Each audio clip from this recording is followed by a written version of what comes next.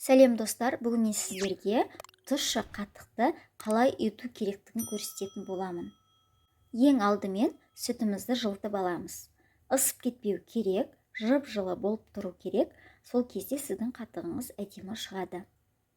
Біздің сүтіміз жып-жылы болып тұр. Енді қаттығымызды дайындайтын боламыз. Неке біздің қаттығымыз осындай әдемі болып тұр. Бір қасық аламыз, осы бізге жеткілікті. Осы қаттықтың іртігін жазу үшін кішкене ғана сүт құйып аламыз.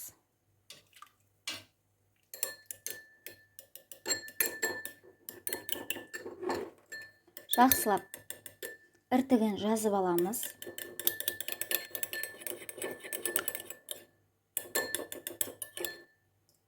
Қаттықты көп салмаймыз, себебі ащы болып кетуі де мүмкін. Сол себепті кішкене ғана салсаңыздар жеткілікті. Енді осы жылы сүтіміздің үстіне құямыз.